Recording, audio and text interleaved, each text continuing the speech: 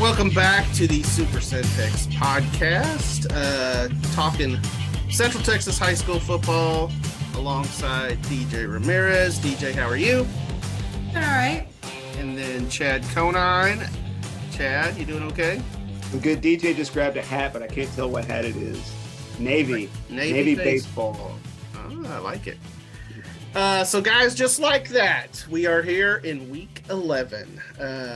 Each year, the end of the regular season is rife with developments. You have teams playing for district championships. You have teams playing for playoff seeding, some for playoff spots.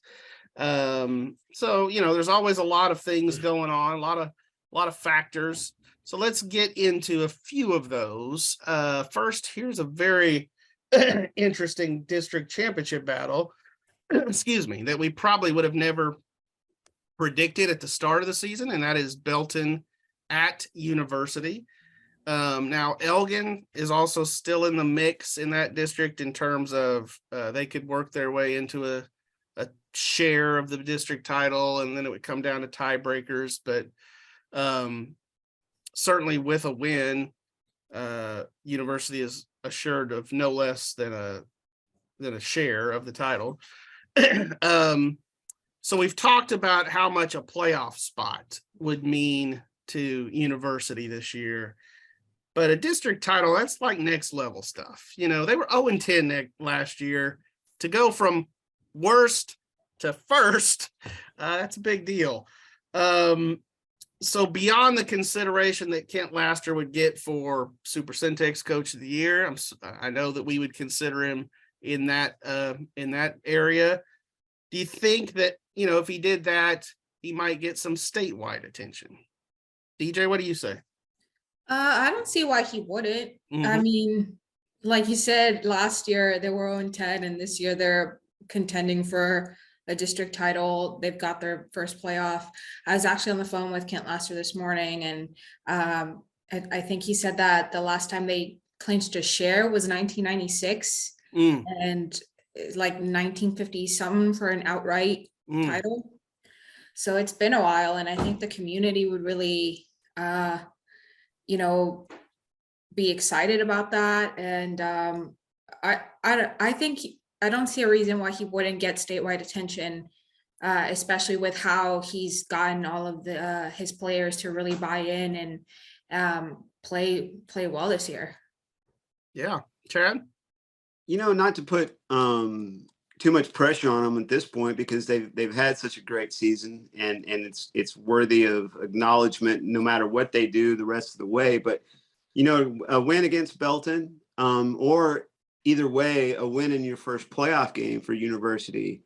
I think that if people around the state didn't acknowledge it and didn't look at it, they'd really be missing out on something, because you've got a university program that didn't win a game last year. You go from not winning a game to getting in the playoffs and winning a game. And then you look at the big picture of when they were last good, and you get a chance to shine a light on Leroy Coleman and what he did, and of course we lost him this year, and to kind of bring in Leroy Coleman into the picture a little bit, just for the sake of storytelling, and then highlight what Kent Laster has done. I think it's just a fantastic story that should have statewide recognition.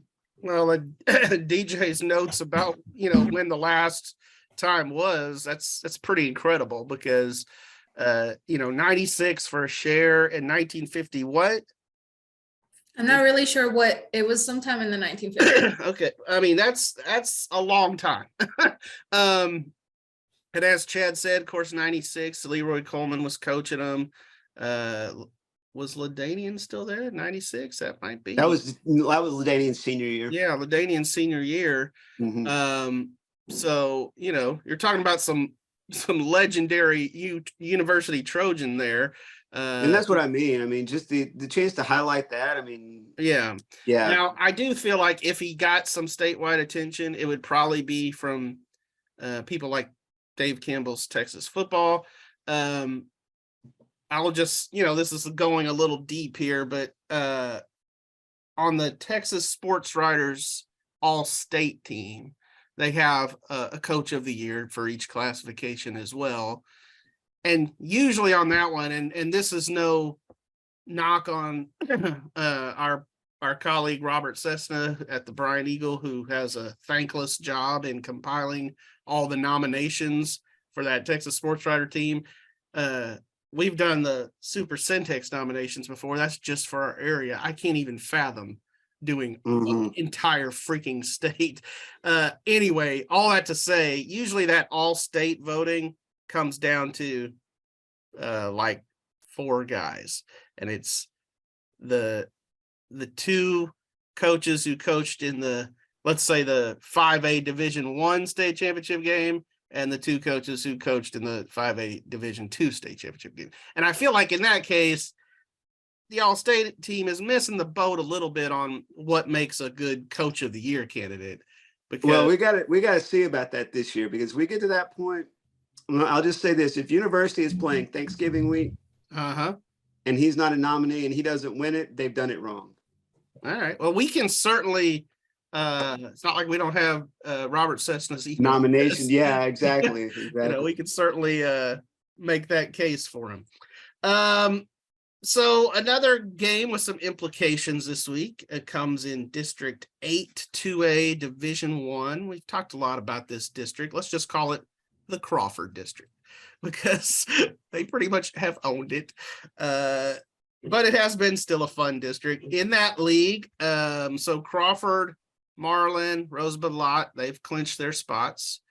That leaves 1 spot left, and Riesel and Bosqueville are fighting it out for that spot. So it's been a little more clear cut for Riesel. Tyler Crow's team would be in with a win. Bosqueville, meanwhile, it gets a little more complicated. It probably would work out where if Bosqueville won, they probably would get the 4th spot. They have the tiebreaker over Moody. They do not over Valley Mills. So if Valley Mills wins, and Valley Mills, I think, has, I'd have to look that up. I have a whole email that I sent to Michael Haig, who was covering that game for us. So anyway, there could be a tiebreaker situation, and there's even a tiebreaker situation where Bosqueville, Valley Mills, Riesel, and Moody all end up tied for 4th, which would then come into point differential and that kind of thing. But forget all that for a second. Riesel, Bosqueville, who are you picking in this game? Okay, before I answer that, Valley Mills is playing Marlin. That's okay. I thought that was right. I just didn't want to say it wrong. Yeah, so that pretty much makes it clean cut. It pretty much does. I mean, we here have to acknowledge that upsets happen, and I mean, it's not quite as big an upset. It's not even in the realm. But I didn't expect Valley Mills to beat Bosqueville last week, honestly. So there you go. What were you gonna say, DJ? I was gonna answer your question. I think I'm gonna take Bosqueville as the underdogs here. But I still think they have a pretty good chance of, like, not to, like, yeah, that Riesel isn't good, but like I feel like they're pretty even there, and they can, Bosqueville can definitely win this game. Yeah, one note about that that I sent our friend Michael. So Clint Zander's been there. Again, I have to look this up. It's either 14 or 15 years. They've never not, that's a double negative, but it works in this situation. They've never not made the playoffs under Clint Zander. You could also use the phrase, they've never missed the playoffs. They've never missed the playoffs. Thank Mr. you. Sports Editor. Yes. If I had a little more time to think about that. But yes. Answer the question, butthead. I would lean towards Riesel. But I was looking at it, trying to like decipher an edge in the picking, and there's really not one. You can't look at, the comparative results and be like, well, Riesel's got an edge here. I just think that, for whatever reason, Bosqueville has had a tough season, and maybe they rise up and win this game. and get back in the playoffs, for the however many straight year in a row. I'm gonna pick Riesel. I'll just straight up say it. Yeah, I'm leaning that way too, just because of the way they're trending. That loss to Valley Mills was a little eyebrow raising for me. I mean, it was a close game. I think it was 32-29. So Bosqueville was in it, but Riesel's kind of trending a little more up and Bosqueville's trending a little more down, but we'll see. I agree with DJ that it feels a little like a toss-up game for sure. One other interesting note about that game. So Clint Zander, Bosqueville's coach, from Riesel. He was a Super Centex lineman back in the day. And I believe I'm correct on this. His head football coach at Riesel was Todd Harbor, who was Baylor's track and field coach for a long time. Obviously, Todd also coached track and field at Riesel. That was kind of his forte. But anyway, some just little nuggets for you here on the Super Centex podcast. So I want to talk a little defense. Touchdowns always sort of draw more attention than tackles. And we certainly have talked a lot about some of the great offensive players we've seen this year. Among those, Kiefer Sibley. We've certainly given Kiefer his due. Cash McCollum, Junior Thornton, Jaden Porter at Lorena. Plenty of others. But I'm curious, who is a player or maybe two on the defensive side of the ball that you've walked away from a game and said, man, yeah, I'm impressed with that guy? Well, I could give you a whole list from like a bunch of different places.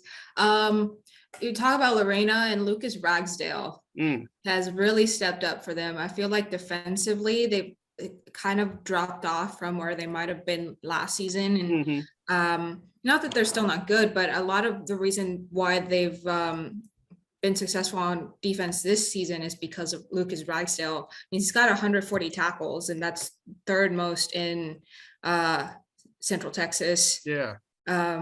Only behind Gatesville's Lawson Mooney and Hillsboro's Esri and Emery, who I haven't seen play, but like looking at those numbers, it's pretty impressive. Yeah, Ezra and Emery, I will just jump in here. When you look at stats each week, I'm just blown away by that guy. He has 169 tackles, which in 9 games, I mean, yeah, he's right around 18 or something a game. Man, that's a lot. Anyway, not to interrupt you. Go ahead, DJ. Yeah, no, and then just like other names that come to mind, like out in West, Zane Harper and even Easton Paxton, Zane Harper has 12 sacks and Easton's got 5 interceptions, and that's most in Central Texas as well.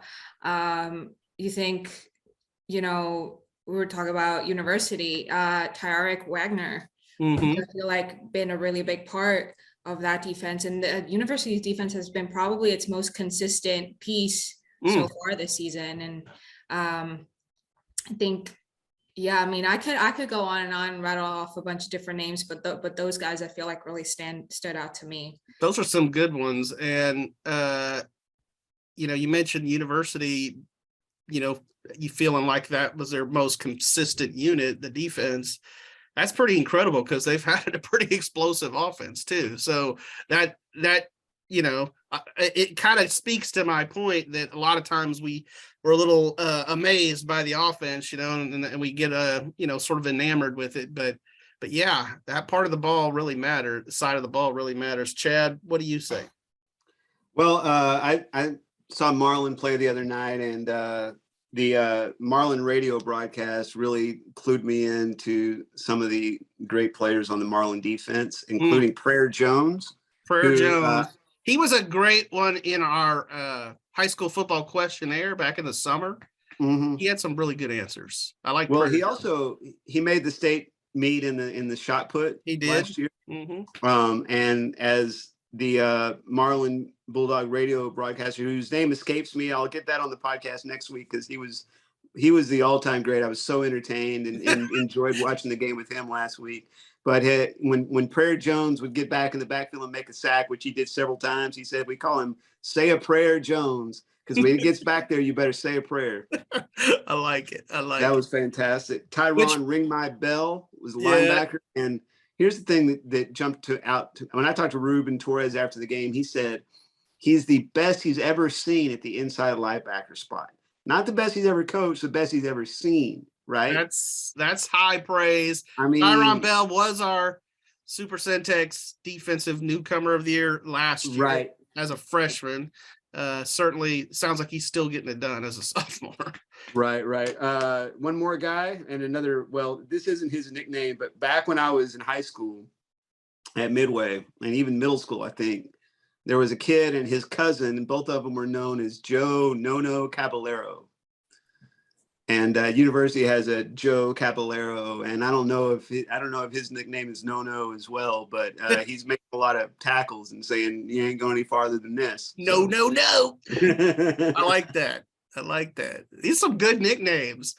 I'll mention a couple guys on the 6A level that I saw. Torian York, who's down at Temple.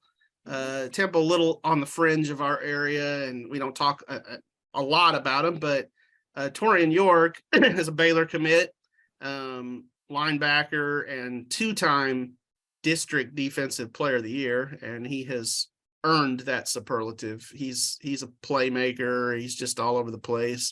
They've used him a little bit on offense, which anytime you play two ways in the 6A level, that shows your athletic ability, I think. But Torian York is a ball player, and one I know that Baylor will be happy to get on campus. And then, Midway's defense had some issues this year. Its offense had some issues too. But if you got the edge a lot of times on Midway, you were gone. That said, there was a kid on Midway's defense, Adrian Melvin, who ended up with probably right around 100 tackles on the season, 10 tackles a game. He was easily their best defensive player, played safety. He would be good on any team in our area. I mean, he's that kind of player. He's just solid high school safety. Will he get a lot of college looks? I don't think probably on the D1 level because of his size. But I do feel like he's got a chance to play somewhere. And Adrian Melvin's season definitely deserves a mention. So finally, guys, let's just put it out there. The schedule is in flux. This is a weird week here in week 11.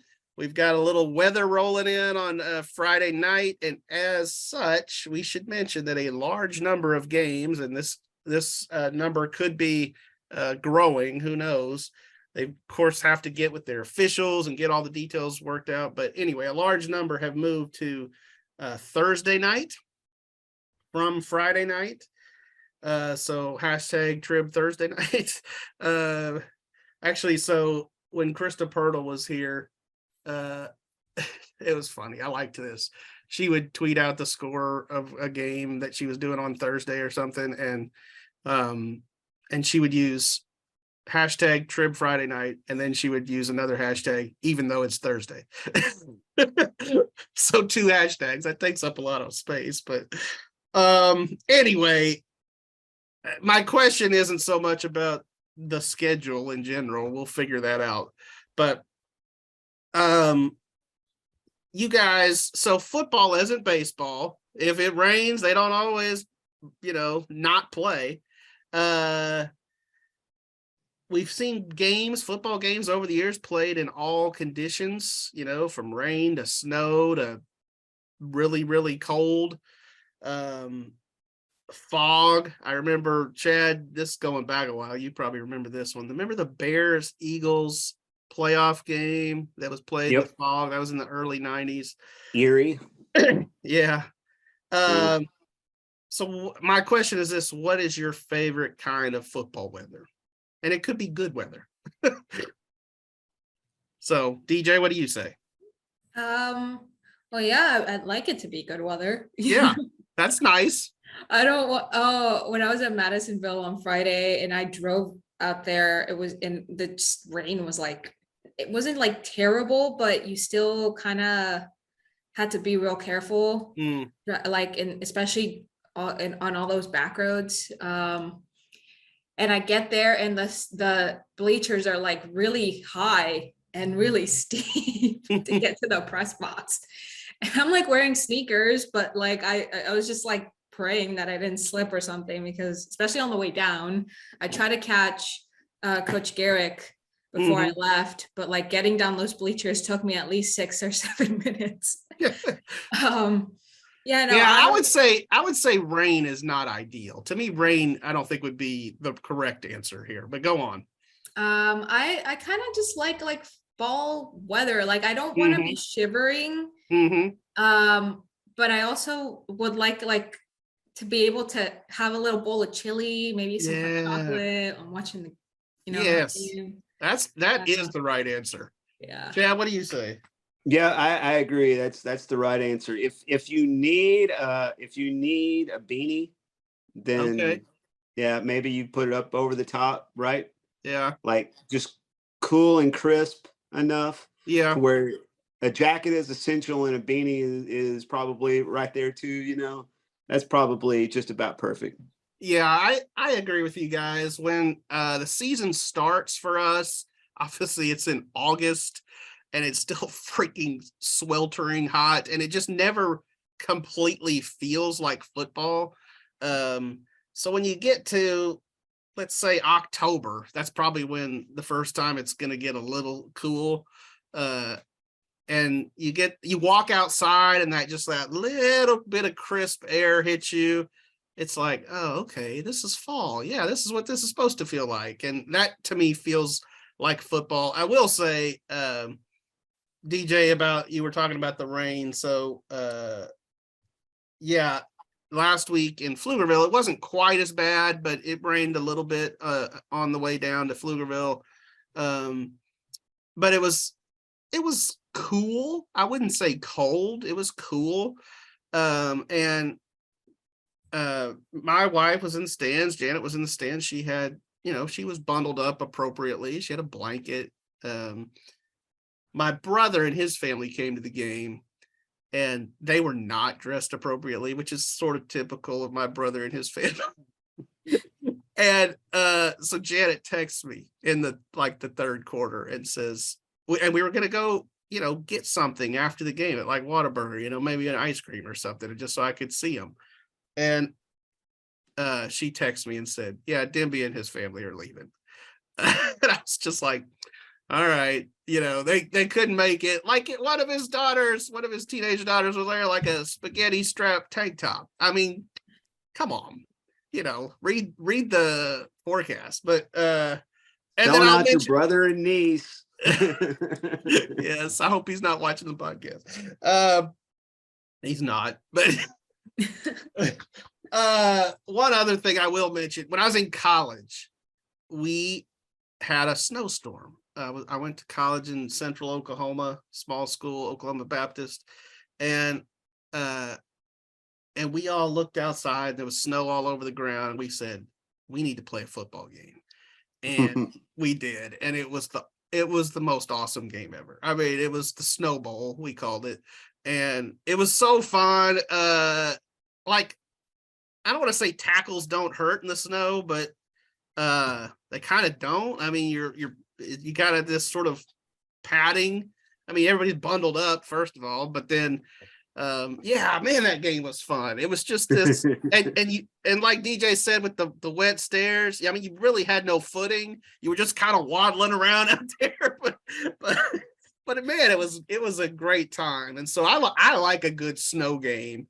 You don't get a lot of those in Texas. Don't get hardly any of them. No, you really don't. Our snowstorm, those come in like February and they shut down the entire state.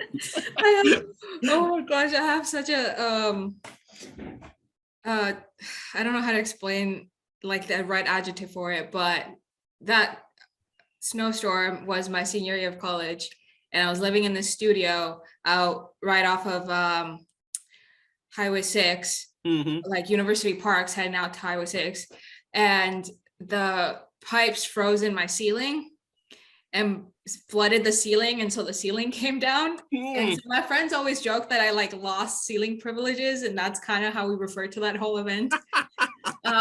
But it was like frozen outside, and I was on the second floor, so like getting all the stuff down, like I ate it going down the stairs, and I just land at this pile of snow at the bottom of the stairs, and I'm just Oh like man, just sitting there like why is this happening?